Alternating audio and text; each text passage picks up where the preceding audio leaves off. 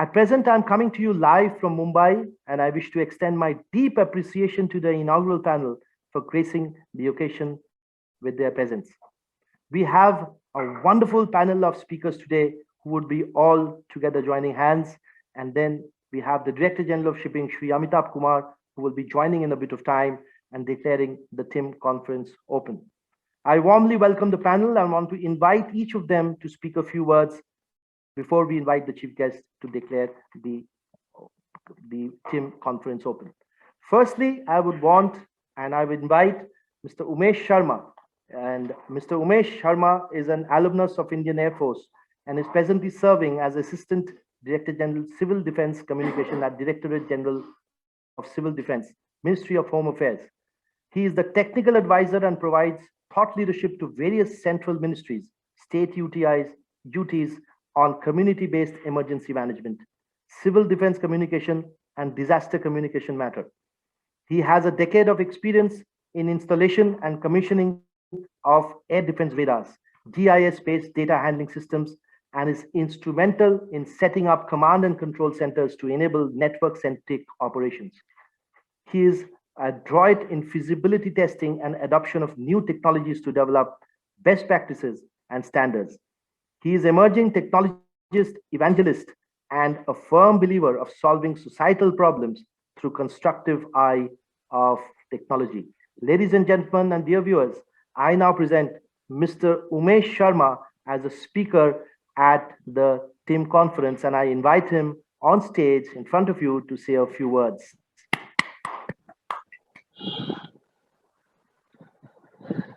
Respected Mr. Amitabh Kumar is the Director General Shipping, Mr. Anand Yan Klolo, Dr. Malin Shankar, Mr. Bhatt, all my fellow inaugural partners, all distinguished speakers, each and every member who is participating actively or behind the curtains. A very good morning to all of you.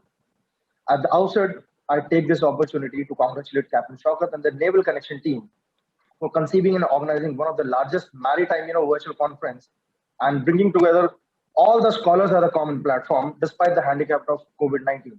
So it's indeed a pleasure to be a part of this forum. So as far as my knowledge goes, India has been engaged into the trade through its maritime route right since the ancient times. There are evidences that the Harappan civilization had a commercial ties with the Mesopotamian and the Arabian Gulf region. Indian Ocean has been a strategic trade route since the early medieval era, but was substantially exploited by the Europeans in the 16th to 19th century to gain an economic and political foothold within the region. Indian Ocean is one of the largest oceans in the world and is named after the Indian subcontinent, which signifies the geospatial and the strategic influence of India over the Indian Ocean region. Indian Ocean has been proven for its crude oil and natural gas resources, the large potential of natural gas on the eastern coast of India, and commercial potential of tidal energy in the west as strategic dimension to the India's energy reserve. Strategic significance of India also increases because of geographic transitional position and its technological, economic, and military holding capacity. India's engagement with the regional and extra-regional power in the joint naval exercises to contain the piracy in the Indian Ocean region, safety of the sea lanes, and mutual understanding to work on a joint operation in the Indian Ocean ensure the trust of most of the Indian Ocean countries. To leverage the true potential, Indian government has also called for certain blue economy development programs. Modernization of its port initiative are also taken for the Sagarmala program, creation and upgradation of the industrial park and the logistic parks. This will provide the port-led development in the Indian coastal states, thus power fuel the Indian economy substantially. The landscape of the maritime is shifting with the rising tides of the technology. The technological revolution has already accelerated to another level and is now all set to elevate the maritime sector as well. In the past 3-4 decades, technology has shaped and defined the human activity and it has made life easier. However, I personally consider technology as a neutral tool. It can be used for the positive as well as for the negative purposes. Therefore, I personally advocate for the constructive use of the technology for the development of the humankind and the protection of the environment. Technology will certainly enable the maritime sector to optimize and automate processes, increase their business performance, improve their operational efficiencies, and drive down costs. The amalgamation of technology and maritime industry is going to be the strongest pillar which will stimulate the world's economic development of the world in the years to come. In the recent times, some of the promising technologies like smart and autonomous shipping, blockchain, artificial intelligence, big data analytics, green technology, robotics, digital transformation, and cloud-based technology. IoT in conjunction with an increasingly skilled workforce are on their way to transform the maritime sector completely and are providing monumental shift in as to how the maritime industry are approaching new challenges and the opportunities. One of the biggest enabler in the recent times of the business has been the information and the communication technology. The advancement in the lower Earth orbit, satellite-based high-speed broadband is going to be the game changer for the maritime industry, as it will enable more data to be collected, analyzed, and integrated into the decision-making processes at all levels. This transformation will profoundly impact shipping by creating more connected, integrated, and efficient industry. Low orbit satellite broadband service are reckoned as the next major leap in the broadband technology and is expected to propel the satellite based broadband market to 3.5 million subscribers in 2021, growing at an average CAGR of 8% by 2026. SpaceX has launched Starlink broadband services to the residential users in 2020 with approximately 100 megabits per second broadband speed paired with unlimited data cap. It has so far launched over 1,000 LEO satellites. With OneWeb and Telesat have launched LEO satellites providing connectivity to the business segment. The challenge of LEO-based broadband service currently is the cost of the terminals, which are relatively high compared to the existing satellite of terrestrial platforms. Flexible packages and pricing would make the services affordable for the user in both developed and the emerging markets. So in the end, I would only like to say that India is one of the fastest growing economies and is asserting itself as a global player and superpower in the Asian region. To achieve this feat and sustain thereof, India must focus on the technological advancement in the maritime industry to realize the true potential of the industry. However, at the same time, it must also be kept in mind that the development must be sustainable, environment friendly, and disaster resilient, and must be in line with the 17 Sustainable Development Goals which have been set up by the UN. So with this, I have finished. I hand it over back to the mic. Thank you and Jai Hind. And in the end, I would only like to say mask up, follow the physical distancing, sanitize your hands, and get vaccinated as soon as possible. Thank you and Jai Hind. Mr. Umesh Sharma, thank you very much for that enchanting speech. Thank you for coming at the TIM conference. Thank you for sharing your views. I now would like to call upon a very important personality in Indian shipping. And before I call her on stage, I would like to say a few words about her. Dr. Malin Shankar has over 35 years of experience in Indian administrative service. She holds a PhD in public policy and institutional economics from IIT Madras. She also has a master's degree in development management from the Asian Institute of Management, Manila, Philippines, and a MS degree from Mount Holyoke College, Massachusetts, USA. She has had her professional mid-career training at the IIAP, Institut International d'Administration Publique in France, Paris, where she was awarded a diploma in international economics. Dr. Shankar was nominated by the Government of India for training programs at Harvard University and at the University of California, Berkeley. She has been the recipient of several academic recognitions: National Merit Scholarships of the Government of India, International Fellowship for Exchange Studies in the US, the Phi Beta Kappa Scholarship for Higher Education, and the CIDA Scholarship Canada for Management Studies. She was the member of the Government of India Task Force for Water Supply and a member of the Sub-Task Force on the Urban Water Management, and invited by Asian Development Bank as a keynote speaker in the Asian Irrigation Forum. Dr. Malin Shankar is the recipient of the AAA Award from the Asian Institute of Management, a recognition given to the best alumni globally. She is the first Indian woman to be so recognized. She was nominated by the International Maritime Organization, IMO, as the honorary member on the Board of Governors of the World Maritime University. Dr. Malini Shankar is a former Director General of Shipping in the rank of Secretary to the Government of India. She is presently the Vice Chancellor of Indian Maritime University and also the Chairperson of the National Shipping Board. The National Shipping Board is the top advisory agency to the Government of India on all shipping-related matters.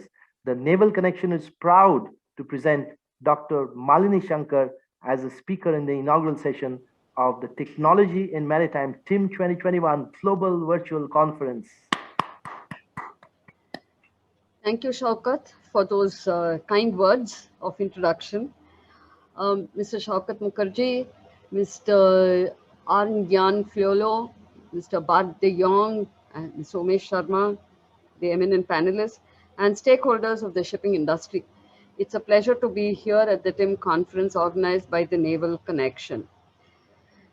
I start with a quote by Tom Holt, who says, "New technology is useful, but it is inefficient and ugly. It knows it will be obsolete by lunchtime tomorrow, so it has no incentive to be anything else." The maritime sector is seeing a rapid evolution in technology. Advances in shipbuilding, propulsion, smart shipping, advanced materials, big data and analytics, robotics, sensors, and communications, in conjunction with an increasingly skilled workforce, are facing monumental shifts. 3D printing technology, shipbuilding robotics, ballast free ship design, LNG fuel engines, solar and wind powered ships, bucky paper, and electrical integrated propulsion are some of the fascinating technological advances being discussed. The driver for these technologies for a major part lies in regulation compliance, compounded by environmental and commercial necessity. As a catalyst, environmental policies are fast tracking some of the developments to drive sustainability, and as a result, they have pushed for greater R&D and adoption of technology to reduce greenhouse gas emissions. Hybrid propulsion is a case in instance. It has the potential to save 20 to 30% on vessel operating costs while at the same time reducing GHG emissions. According to the Global Marine Technology Report 2030, two technology landscapes will shape the future of commercial shipping with a significant impact on ship design and ship operation. It says that the first technology area originates from within the industry, as intense competition encourages technology sophistication and operational efficiency in order to gain commercial advantages. The second technology area comes from other sectors, as maturing technology is ripe for transfer to ship system design and operation to enhance safety as well as financial and commercial performance. Sector forecasts are fascinating, with environmental impact being a significant trigger in adopting new shipbuilding technologies. And I name a few. Raw materials may be in traditional subtractive manufacturing methods rather than additive manufacturing deposits, which will be used only when they are required. 10% of the new buildings are expected to be smart ships. IT infrastructure will be upgraded to retrieve, store, and process data in real time. Developing advanced materials for ship applications will be a critical component of improving future ship performance. Self cleaning and self repairing materials might emerge, it says, which would have a myriad of benefits when it comes to safety and maintenance. The utilization of sensors will represent a powerful opportunity for improvements in the efficiency and safety of vessels and associated equipment. With the integration of 5G, Wi-Fi and new generation satellites, as well as conventional marine radio communication networks, stakeholders will be able to monitor live audio and high definition or 3D video collected on board. RFID tags will support through life asset management, including the tracking status of cargoes as well as structural and machinery components. The emergence of new digital industrial technologies, which are generally referred to as Industry 4.0, places reliance on transformational cyber-physical system technologies. These systems are a combination of several major digital innovations poised to transform the industry. These technologies include cloud computing, blockchain, Internet of Things, and sophisticated sensors, data collection and analytics, advanced robotics, machine learning, and artificial intelligence. Some of these are quotes that I've taken from articles in Maritime Challenges 2030. The technological advancements raise concerns for maritime industry.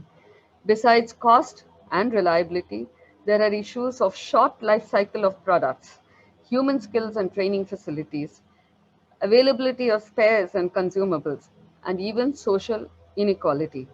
Recent events have shown the fragility of global interconnection, with China being a dominating force leading to risks of overdependency.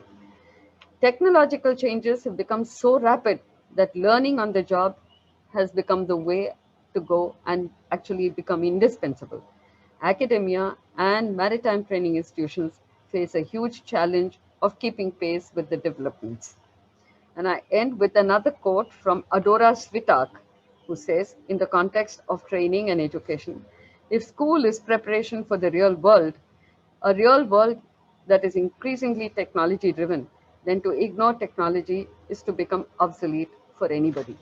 Thank you and wish the conference all success. And I hope in the near future we can meet in person rather than virtually. But then the virtual world has given us an opportunity to do it with ease of doing business rather than keep traveling across the world.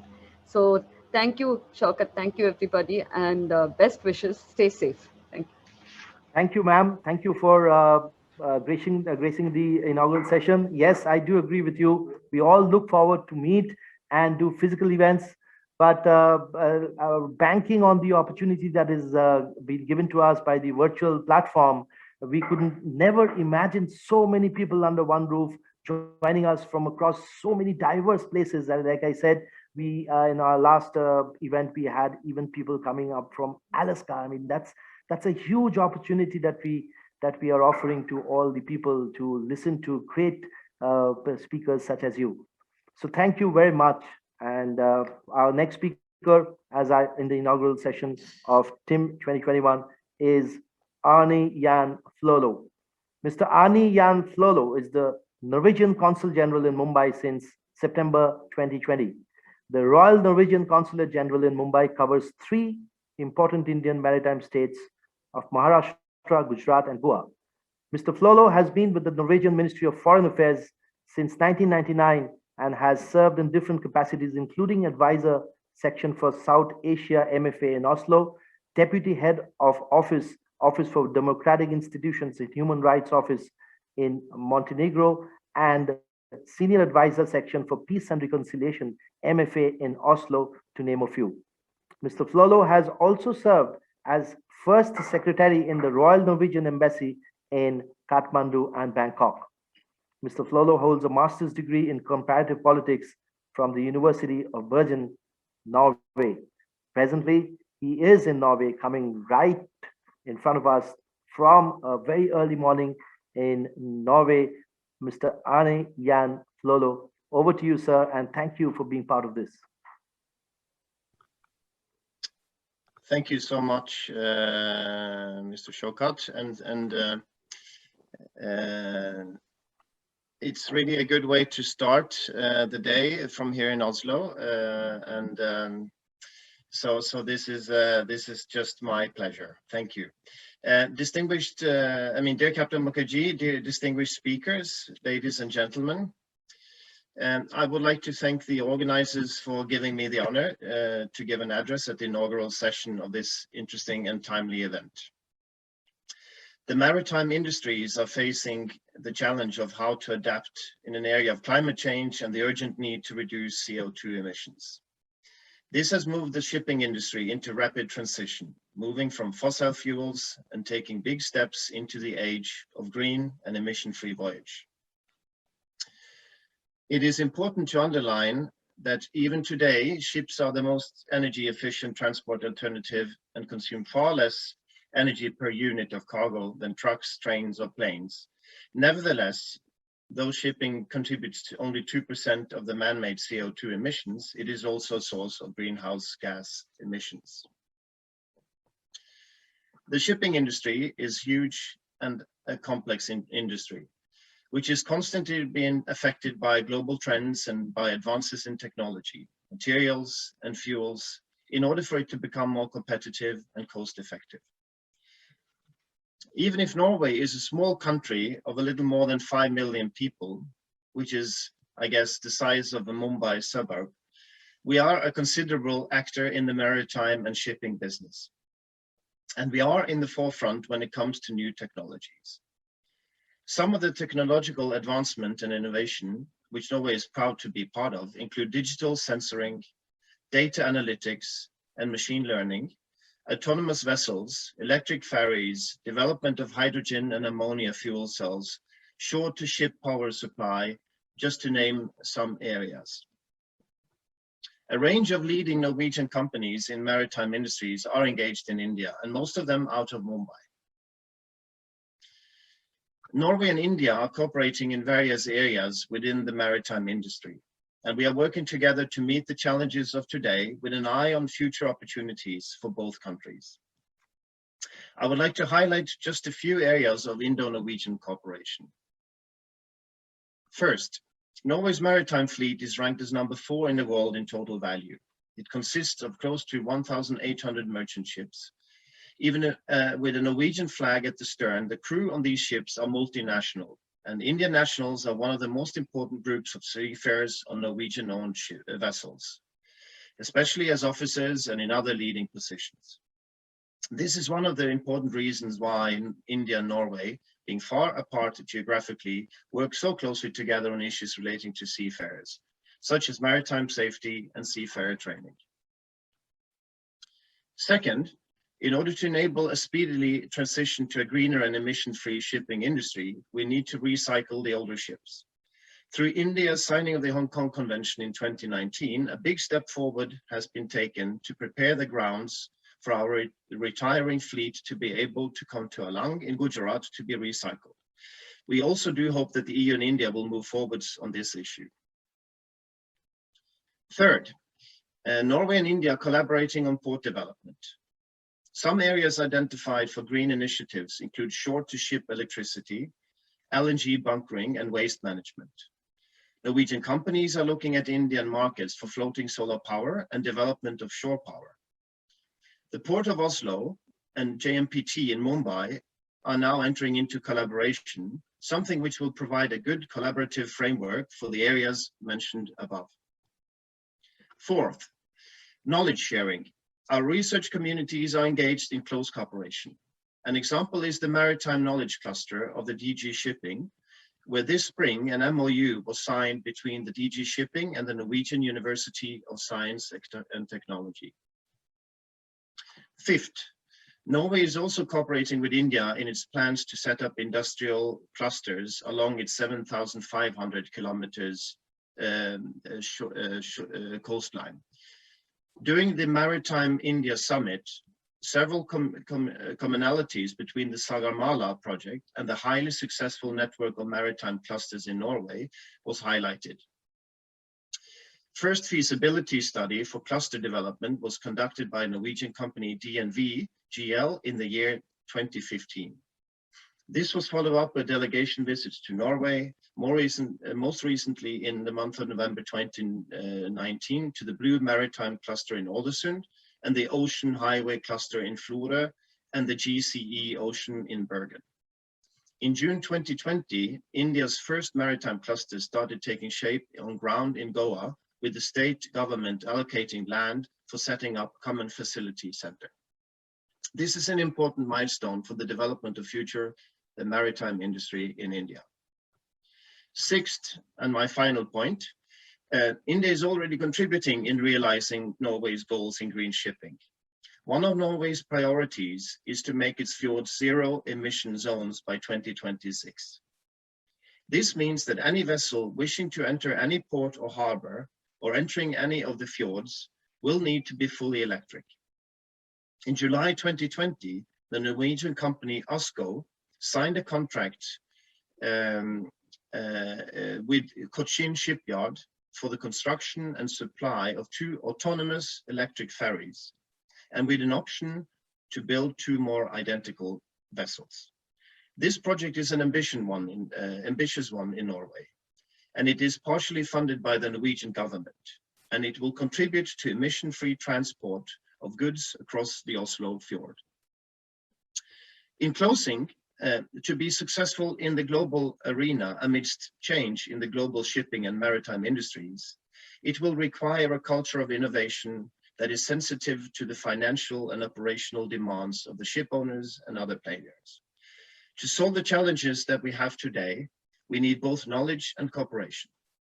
And I'm confident that the Indo-Norwegian cooperation in the maritime sectors will only grow from here and that it will pave the way for a better future for shipping for both nations. Thank you so much. Thank you, sir. Thank you, Arne. Thank you for the mindful speech, and thank you for bringing in the international perspective into TIM 2021. I now would like to invite another very distinguished Consul General, Mr. Bart de Jong. Bart is currently Consul General of the Kingdom of Netherlands in Mumbai, India since October 2020. Bart joined the Dutch government service in 1988, where he served in various positions dealing with international relations of the Ministry of Infrastructure and Water Management. He covered policy areas ranging from transportation and infrastructure to water management and environmental issues like climate action and circular economy. At various moments in his career, he was posted in diplomatic representation of the Netherlands at the Royal Netherlands Embassy in Jakarta, Indonesia, and the permanent representation of the Netherlands with the European Union in Brussels. After serving as head of the shipping division in Netherlands from 2009 to 2015, he was posted to Washington, D.C., where he worked from 2015 to 2020. In his assignments abroad, Bart's role was to further bilateral economic ties with counterpart foreign agencies, local governments, the private sector, academia, and NGOs. Bart holds an MBA in Human Geography of from Ultratech University with minors in Development Economics and International Political Relations. He is married and has 2 sons and 3 grandchildren. Before I call Bart to speak a few words, I would like to share a video which he has requested me to share before he speaks. So, tech team, can we have Bart's video before he comes to speak, please?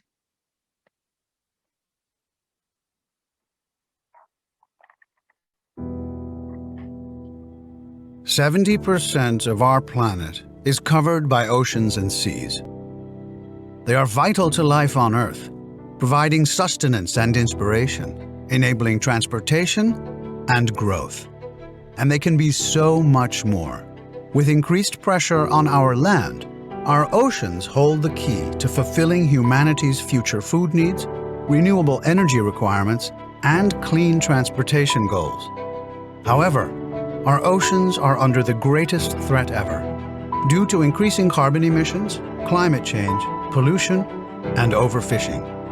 The Netherlands believes that if we want to untap the full potential of our oceans and inland waterways, we need to start changing the game right now. Owing much of our prosperity to the oceans, the Netherlands has developed into a thriving maritime hub with a highly skilled workforce. The Dutch maritime sector consists of world-class knowledge institutes, engineering companies, an interconnected shipbuilding industry, and vibrant ports with excellent maritime services, all within an area of just 200 kilometers.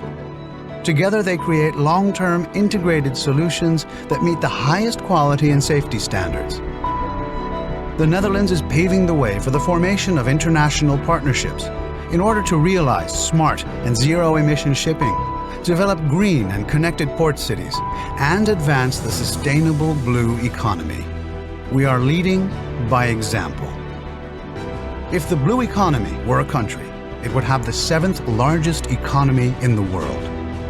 If we realize that around 90% of today's global trade is already carried over the oceans, imagine what we could do if we join forces today. But time is not on our side. As maritime projects require huge capital investments, the decisions we make today will have a huge impact on tomorrow. The maritime future is now.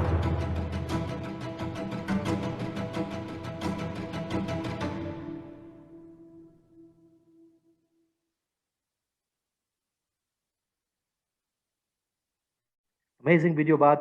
Incidentally, the tagline of this event, Technology in Maritime, when we conceived the idea, was "The future is now." And what more could we expect other than the video which you've just shown? So the Naval Connection is proud to present Bart de Jong as a speaker in the inaugural session of the TIM 2021 conference. Over to you, Bart. Thank you, Captain Mukherjee, for your introduction and also for showing that video. Dear Dr. Malin Shankar, Mr. Umesh Sharma, and Arne Fleulo, distinguished guests, let me start by, like others have done, thanking the Naval Connection for offering me this opportunity to speak at this conference on the important topic, I would say, of technology in maritime. One of the slogans of TNC is the future of shipping is now. You just alluded to that, Mr. Mukherjee. It must have been a matter of great minds think alike that we in the Netherlands recently started a campaign, The Maritime Future is Now. With an important addition to that, and you saw that in the last bit of the video, it says, let's shape the future together. Apparently, both in India and the Netherlands, but also in a lot of other countries in the world, as Arne Fleulo just explained, there is an increasing awareness that maritime transport is essential for economic growth. While at the same time, we all realize that shipping also poses threats, as was shown in the video, I think. If we want to achieve sustainable and future-proof maritime transport, we need to invest in it. Investment that needs to be technology-driven. A few technological trends are discernible, I think, certainly in the Netherlands, but I would say also worldwide. We are investing in developing zero-emission and smart shipping. That is necessary to reduce its contribution to CO2 emissions and hence climate change. Technological development towards zero-emission vessels might still seem far away, but electric vessels are already a reality, and pilots with hydrogen-powered vessels are being carried out at present. Secondly, we need to invest in creating digital, green, and connected port cities all over the world. Notably, digitization and robotization of port operations can increase a port's efficiency tremendously and diminish its ecological footprint. A digital port management system called Portmaster has increased port efficiency in the port of Rotterdam enormously. And of course, Rotterdam is a big port, a robotized port, but the system is applicable and useful for ports of all sizes. Thirdly, I think we need to invest in advancing a sustainable blue economy with healthy and productive oceans. In the Netherlands, we do so by putting incentives on green and clean vessels when calling at ports. And we do so by advocating strict environmental rules in IMO's Marine Environment Protection Committee. Since the IMO set stricter rules, technologies in ballast water treatment and the reduction of emissions of CO2 and sulfur have taken a high flight. But it was necessary to set stricter rules, global standards in advance. And last but not least, I would say we need to invest in the maritime workforce. This entails maritime training, but also promoting diversity and gender equality. Success or failure of all of the other areas I mentioned very much depends on the highly skilled maritime workforce and on their technological skills. The awareness of importance of ecological sound shipping and port operations with the maritime workforce is crucial. In this, the Netherlands, as the biggest maritime hub in Europe, can act as the green gateway to Europe. Coming back now to the second part of our campaign title, The Maritime Future is Now, let's shape it together. A true sustainable blue economy on a global scale needs game changers. We need to change the course of growth of the maritime industry, and no country can do that alone. The Netherlands is a maritime nation. The small size of the country, the country is smaller, but the population is 3 times the size of Norway. I think the country in its size is basically a fifth or something, maybe even less. But the small size of the country and the scarcity of natural resources for centuries have made us very much dependent on international trade. Add to that the strategic location at the mouth of Europe's most important river, the River Rhine, and you understand why a huge maritime industrial complex grew in Rotterdam and why the Netherlands grew into Europe's main maritime hub. This makes that the country has world-class maritime knowledge institutes, training centers, engineering companies, shipbuilding industries, high-tech ports, maritime law and financial services, of course ship-owning companies, and all other thinkable related maritime service industries. And all this within a radius of just 200 kilometers. This makes the Netherlands an interesting partner for India in developing its maritime sector. And of course, India, because of its sheer size and vast hinterland, and also its recent technological development, is an interesting partner for the Netherlands. And that is why we are investing in our relationship with India. We do so on a national level. Both our governments are planning to renew the MOU with the Ministry of Shipping in order to stimulate cooperation in various areas. We do that in port development, in maritime training, in inland waterway transportation. We're also cooperating in the Sagamala project in this regard. We invest in bilateral relations on the port level. The Port of Rotterdam has MOUs with the Maharashtra Maritime Board and some other entities. We stimulate cooperation between institutes of higher education, notably the India Maritime University. I'm glad that Mrs. Malin Shankar is here today. She probably knows that we're cooperating at least the Erasmus University and the Shipping and Transport College in Rotterdam are closely cooperating with IMU. And of course, the private sector does invest. The Royal Netherlands Shipowners Association, together with our Labour Association, teamed up with the Skills Department of India to work towards sustainable shipbreaking in the Alang region. The shipbuilder Royal IHC and Cochin Shipyard recently signed an MOU to build high-tech, clean dredgers for the Dredging Corporation of India. And dredging companies Van Oort and Boskalis are active in various port development projects in India, as are engineering firms like Royal Haskoning BHV and Arcadis. All in all, both Netherlands and India share the same goals, which is a cleaner, more sustainable shipping sector. And we think by investing in relations on all these levels I just mentioned, we can achieve that. There are ample opportunities to explore this and to come back to our slogan and your slogan. The future of shipping is now, the maritime future is now, and we should work on that. Thank you. Many thanks, Bart. And your speech brought back very, very vibrant memories of the time I was sailing myself. Rotterdam used to be a very common port we used to go. And now, of course, we see Rotterdam flourishing. And there are thousands of seafarers who are hearing you right now, who heard you right now live. And it brought back memories to them as well. There are seafarers right now who are sailing and then Rotterdam and going to Rotterdam. Of course, we know how technologically advanced the country has become. I would like to state here that we just received a call from the Director General's Shipping Office, and unfortunately, he is tied up in a very important minister meeting, and he will not be able to make it. But we are in time. I want to throw this forum open to the speakers who have just spoken, Dr. Malin Shankar, Bart, Arne, and Mr. Umesh Sharma, sorry, apologize. And if you want to say any last words before we go on to, I will request Dr. Malin Shankar to declare the team conference open. But before we do that, I want to just throw the forum open for 5 minutes. If you want to discuss and say what's in your mind, I just want to understand if there's anything which is going on in your mind now. If you want to come out with. So Arne.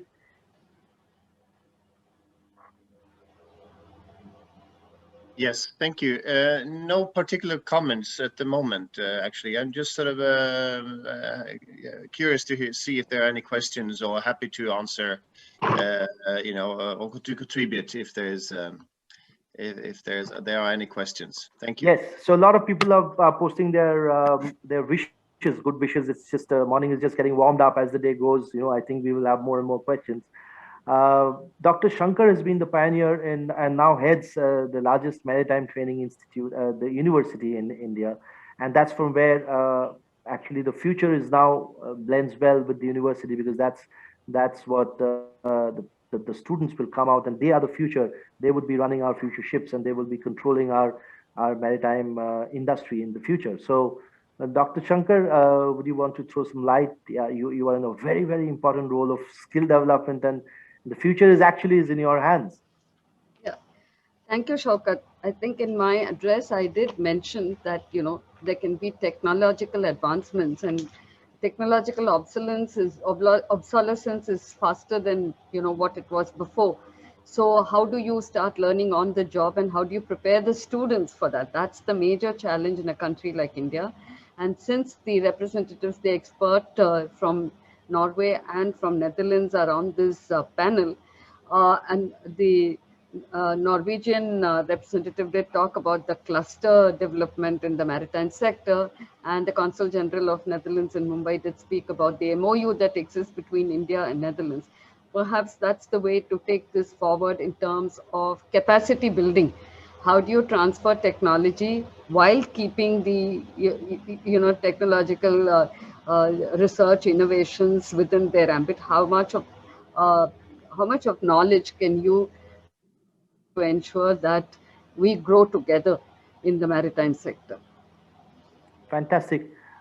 Since we have the consul generals of two of very, very important countries and forming a part of Europe, and I would like to mention here and request both of you, Bart as well as An, uh, to invite the people and industries to invest in India, because over the last 3 months or 4 months and over the last 1 year, I've been communicating and liaising with various startup firms in India.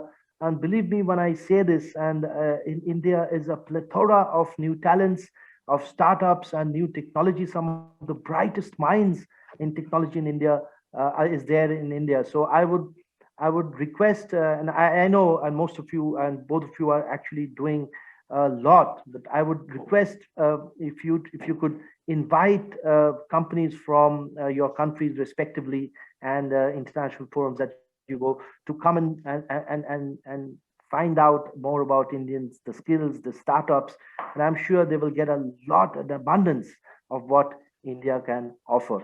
I also would like to commemorate the services of the officers on board ships, of the sailors, and in India, and we are considered to be one of the best quality sailors in the world, and we are proud of that. And I hope that we continue doing that and continue bringing, and with your help, we will have better ships and smarter ships. And of course, that's a huge debate whether autonomous ships is going to take out jobs or not. That's for another forum. But yes, even if, which I don't believe so, I don't believe automation will take out jobs. Maybe increase jobs in a different kind, in a different role. So with that note, and before we ask Dr. Malin Shankar to inaugurate and declare the team open, I do have, and I would not be doing justice to this event or any other event without paying homage to the all the lives that we have, the world has lost over the last 2 years due to the coronavirus pandemic. And I mean, we've personally experienced griefs. I know I have personally experienced grief in my family as well, and I'm sure most of you out there in the platform hearing me live now, all of you at some way or the other, everyone, each one of us in this planet have been devastated in our own ways, and we've been influenced by the coronavirus pandemic, whether it's deaths or whether it's illness or meltdown or financial problems. So I wouldn't be doing justice to this event without having a minute's silence and for paying homage to all the people, and condolences to all the families who have lost near and dear ones. And let's take 1 minute of silence for all those people who've lost their lives, please.